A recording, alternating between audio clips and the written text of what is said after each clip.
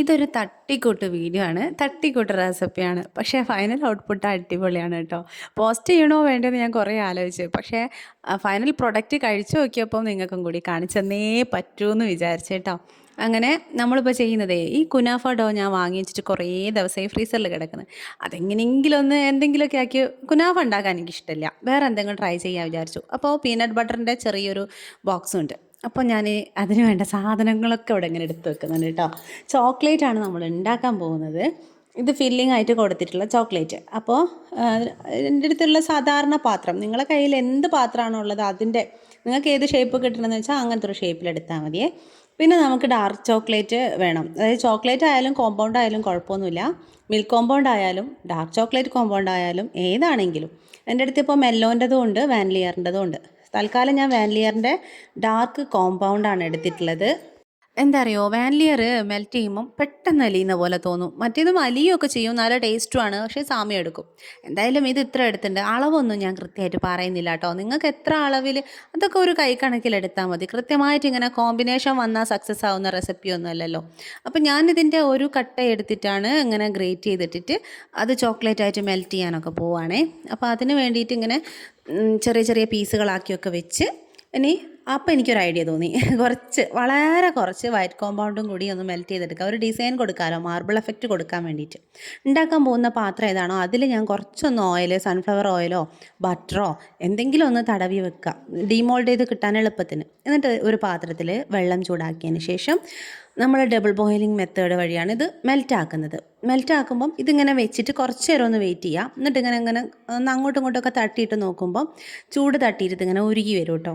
ഉരുകി വന്ന് പാത്രത്തിനൊരു ചൂട് കിട്ടിക്കഴിഞ്ഞാൽ പിന്നെ ആ പാത്രം മറ്റേ ചൂടുള്ള പാത്രത്തിൽ നിന്ന് എടുത്ത് മാറ്റിയിട്ട് ചെയ്യണേ. എന്താ അറിയോ, കൂടുതൽ ചൂട് ഇങ്ങനെ കിട്ടുന്ന സമയത്ത് ഇതങ്ങ് വെന്ത് പോവും. ചോക്ലേറ്റ് അങ്ങ് വെന്ത് പോയാൽ പിന്നെ അതൊരു തരിതരിപ്പും ഒരു ടേസ്റ്റ് ഇല്ലാത്ത പോലെ ആയിപ്പോവും. അപ്പോൾ പിന്നെ നമ്മളിങ്ങനെ പുറത്ത് വെച്ച് ഇളക്കുമ്പം പാത്രത്തിൻ്റെ ചൂട് പോകുമല്ലോ. അപ്പോൾ വീണ്ടും പാത്രത്തിൽ കൊണ്ട് വെക്കുക, ചൂടാക്കുക, അങ്ങനെ. അപ്പോൾ അത് മെൽറ്റാക്കി മാറ്റി വെച്ചിട്ടുണ്ട്. ഇനി നമ്മൾ ആ വൈറ്റ് കോമ്പൗണ്ടിനോട് കുറച്ച് കണ്ടും കേട്ടൊക്കെ നിൽക്കണം കേട്ടോ. അത് കുറച്ചൊരു പെശക അതിനെ നല്ല സോഫ്റ്റായിട്ട് ഇളം ചൂടിൽ വേണം മെൽറ്റാക്കി എടുക്കാൻ. എന്നിട്ട് നമ്മളിതാ അതെടുത്തിട്ട് ഇതുപോലെ ആ മോൾഡിൽ ഇങ്ങനെ ഡിസൈൻ ഉണ്ടാക്കുകയാണ്. മാർബിൾ ഡിസൈനാണ് ഉദ്ദേശിച്ചത്. പൈപ്പിംഗ് ബാഗിലൊക്കെ ആക്കിയിട്ട് വൃത്തിക്കൊക്കെ ചെയ്ത് കഴിഞ്ഞാൽ സൂപ്പറാണ്. പക്ഷെ ഞാൻ പറഞ്ഞല്ലോ, ഞാനിവിടെ ബാക്ക്ഗ്രൗണ്ടിൽ ഞാൻ ഇവിടെ യുദ്ധം ചെയ്തിട്ടാണ് നമ്മൾ ഈ റെസിപ്പി ഉണ്ടാക്കുന്നത്. മോൾ അന്നത്തെ മൂഡ് ശരിയല്ലായിരുന്നു കേട്ടോ.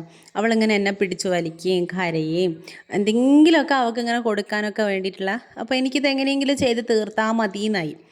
അപ്പോൾ നമ്മളെ ചോക്ലേറ്റൊക്കെ ഉരുക്കി ആ ഒരു ഡിസൈനൊക്കെ കൊടുത്തു വൈറ്റ് ചോക്ലേറ്റ് വെച്ചിട്ട്. അപ്പം തന്നെ നമ്മൾ ഈ ഒരു മോൾഡ് എത്രയാണോ അതിൻ്റെ ഒരു കാൽഭാഗം, അതായത് എടുക്കുന്ന മോൾഡിൻ്റെ കാൽഭാഗം ചോക്ലേറ്റ് ഇങ്ങനെ ഒഴിച്ചു കൊടുക്കുക, ഡാർക്ക് ചോക്ലേറ്റ്.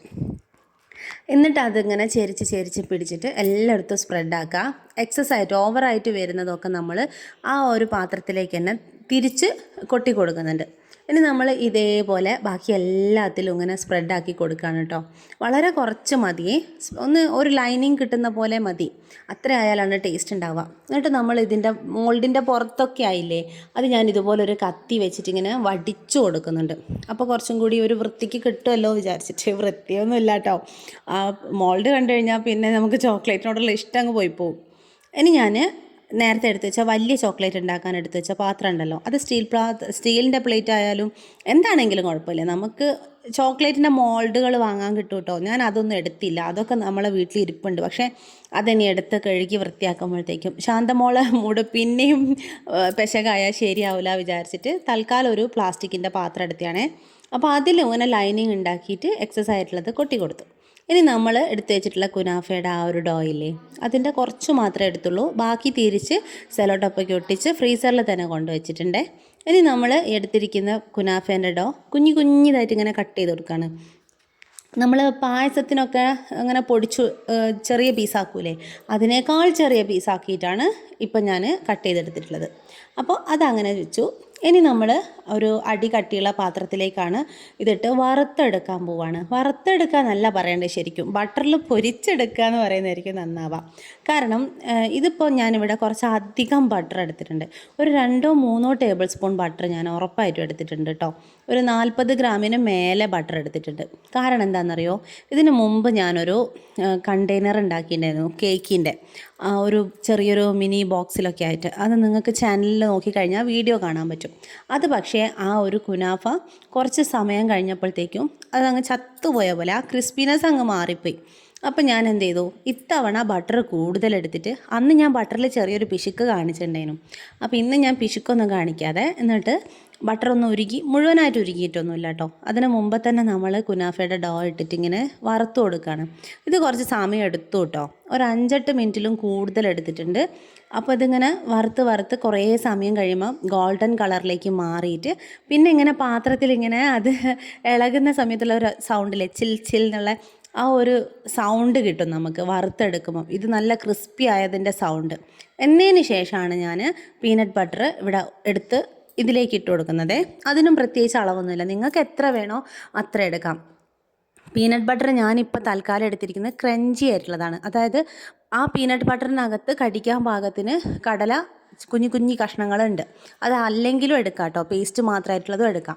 ഇത് ശരിക്കും നമ്മളെ ദുബായ് ചോക്ലേറ്റ് ഇല്ലേ, പിസ്ത പേസ്റ്റ് വെച്ചിട്ടുണ്ടാക്കുന്നത്, അതാണ് സംഭവം. എൻ്റെ അടുത്ത് പിസ്ത ഇല്ലാത്തതുകൊണ്ട് ഞാൻ പീനട്ട് ബട്ടർ എടുത്തോന്നേ ഉള്ളൂ. അതവിടെ എല്ലാം ചെയ്ത് വെച്ചതിന് ശേഷം നമ്മൾ ഒന്ന് ആറാൻ വേണ്ടി ഫാൻ ഇട്ട് വെച്ചിട്ടുണ്ട്. ഇനി അതൊന്ന് തണുത്തതിന് ശേഷം നമ്മളെ മോൾഡ് റൂം ടെമ്പറേച്ചറിൽ തന്നെയാണ് കേട്ടോ ഇത്രയും നേരം ഇരുന്നത്.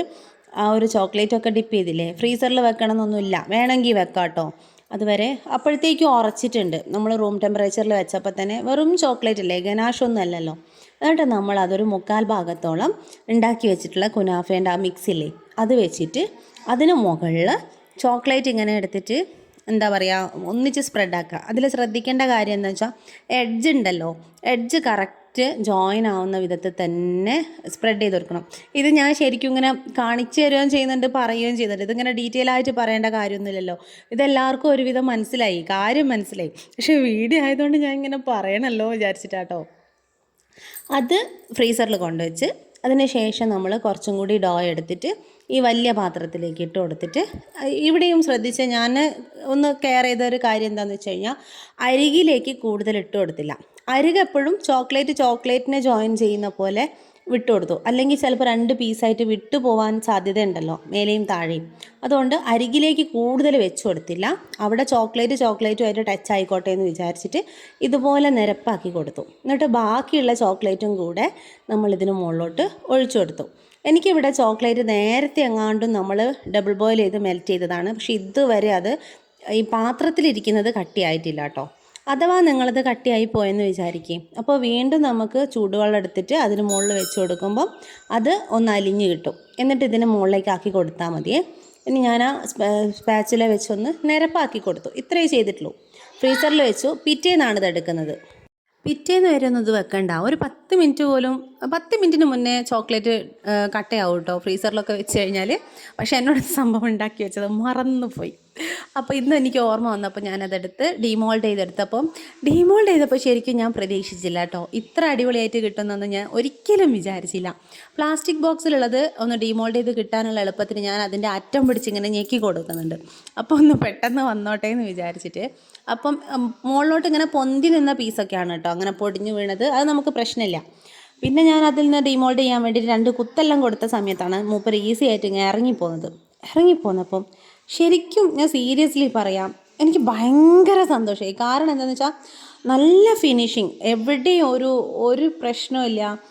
കറക്റ്റ് മാർബിളിൻ്റെ ആ ഒരു ഗ്ലൈസിങ്ങും, എന്താ പറയുക, ഭയങ്കര ഫിനിഷിംഗ് ഉള്ള ചോക്ലേറ്റ്. ഇത്രയും ഇങ്ങനെയൊക്കെ ചെയ്തിട്ടും ഇത്ര കെയർ ചെയ്യാതെ ചെയ്തിട്ടും എനിക്കിത് ഇത്ര അടിപൊളിയായിട്ട് കിട്ടിയപ്പം അത് പറഞ്ഞറിയിക്കാൻ പറ്റാത്തൊരു സന്തോഷം തന്നെയാണ്. അപ്പം ഞാൻ വിചാരിച്ചാൽ കുഴപ്പമില്ല, വീഡിയോ നിങ്ങൾക്ക് ഇങ്ങനെയാണെങ്കിലും ഞാൻ കാണിച്ചു തരാം. എന്ന് വെച്ചാൽ ജസ്റ്റ് ഐഡിയ കിട്ടിക്കഴിഞ്ഞാൽ ബാക്കി നിങ്ങളായിക്കോളുമല്ലോ എന്ന് വിചാരിച്ചിട്ടാണേ. അപ്പോൾ ഞാനെടുത്ത് അത് കഴിക്കുന്ന സൗണ്ട് കേൾക്കുന്നുണ്ടോ അറിയില്ല, ഭയങ്കര ക്രിസ്പിനെസ്സാണ് കേട്ടോ. ശരിക്കും നമ്മൾ ആ ഉണ്ടാക്കിയ സമയത്തുള്ള കുനാഫേൻ്റെ ക്രിസ്പിനെസ് അതുപോലെ ഇരിക്കുന്നുണ്ട്. എനിക്ക് അതായിരുന്നു ഡൗട്ട്, ഫ്രീസറിലൊക്കെ വെച്ചിട്ട് ഇങ്ങനെ തണുക്കുന്ന സമയത്ത് എന്തെങ്കിലും ഇതായി പോകുമോ എന്നുള്ളത്. പക്ഷേ അല്ല കേട്ടോ. അത് മാത്രമല്ല, ആ കുനാഫേൻ്റെ ഡോ ഞാൻ ചോക്ലേറ്റിൽ ഫില്ല് ചെയ്തതിന് ബാക്കി കുറച്ച് എടുത്ത് വെച്ചിട്ടുണ്ടായിരുന്നു. അത് അങ്ങനെ തന്നെ കഴിക്കാൻ മോള് ഇഷ്ടം കാണിച്ചപ്പോൾ അവൾക്ക് കൊടുക്കാൻ വേണ്ടിയിട്ട്. അപ്പോൾ അവൾ കഴിച്ച് ബാക്കി വെച്ചത് ഞാൻ അങ്ങനെ തന്നെ ഒരു പാത്രത്തിലടച്ച് റൂം ടെമ്പറേച്ചറിൽ വെച്ചിട്ടുണ്ട്. കേടായിട്ടൊന്നുമില്ല. അതിപ്പോഴും ആ കുനാഫേൻ്റെ ഡോ എടുത്ത് കഴിക്കുമ്പോൾ നല്ല ക്രിസ്പിനെസ് ഉണ്ട്. അപ്പോൾ ഇത് നിങ്ങൾ ട്രൈ ചെയ്ത് നോക്കൂ കേട്ടോ. വീട്ടിൽ നമുക്ക് കേക്കൊന്നും ഉണ്ടാക്കുന്നില്ലെങ്കിലും ഇങ്ങനത്തെ കാര്യങ്ങളൊക്കെ ഉണ്ടാക്കിയിട്ട് മക്കളൊക്കെ വരുമ്പോൾ ഭയങ്കര സർപ്രൈസ് കൊടുത്തൂടെ. അപ്പോൾ ഇതിങ്ങനെ നമുക്ക് കോമ്പൗണ്ട് ചോക്ലേറ്റ് വേണമെന്നില്ലല്ലോ. ഡയറി മിൽക്കോ അങ്ങനെ എന്തെങ്കിലുമൊക്കെ ചോക്ലേറ്റ് വാങ്ങിയിട്ട് ഇതുപോലെ ഡയറി മിൽക്ക് വാങ്ങിയിട്ട് മെൽറ്റ് ചെയ്യുമ്പോൾ നല്ലോണം ശ്രദ്ധിച്ചോ. ലൈറ്റായിട്ടുള്ള ചൂട് കിട്ടിയാൽ മതി കേട്ടോ. ഓവർ ചൂടായി പോകുമ്പം അത് നല്ല രീതിക്ക് മെൽറ്റായിട്ട് വരില്ല. പിന്നെ മെൽറ്റ് ചെയ്യുന്ന സമയത്ത് ശ്രദ്ധിക്കേണ്ട ഒരേ ഒരു പ്രധാനപ്പെട്ട കാര്യം, പാത്രത്തിലോ ചോക്ലേറ്റിലോ നമ്മളെ കയ്യിലോ സ്പൂണിലോ ഒന്നും ഒരു തുള്ളി വെള്ളം പോലും ഉണ്ടാവരുത്. വെള്ളത്തിൻ്റെ മാത്രമല്ല, വേറൊരു കണ്ടൻറ്റും ഉണ്ടാവരുത്. ഡ്രൈ ആയിട്ടുള്ള പാത്രവും ആ ചോക്ലേറ്റും അത്രയും മതി. എല്ലാം നല്ല ഡ്രൈ ആയിരുന്നാൽ സക്സസ് ആയിട്ട് ഈ സംഭവം ഉണ്ടാക്കാം കേട്ടോ. ഇത് നിങ്ങളെല്ലാവരും ഉണ്ടാക്കി പഴകിയ സാധനമായിരിക്കും, പയറ്റി കഴിഞ്ഞതായിരിക്കും. എന്നാലും ഞാൻ ഉണ്ടാക്കിയപ്പം എനിക്ക് ആ ഒരു മാർബിൾ എഫക്റ്റ് കണ്ടപ്പോൾ ഭയങ്കര ഇഷ്ടമായി. അപ്പോൾ ഉണ്ടാക്കിയവരും ഇല്ലാത്തവരൊക്കെ കമൻറ്റ് ചെയ്യണേ.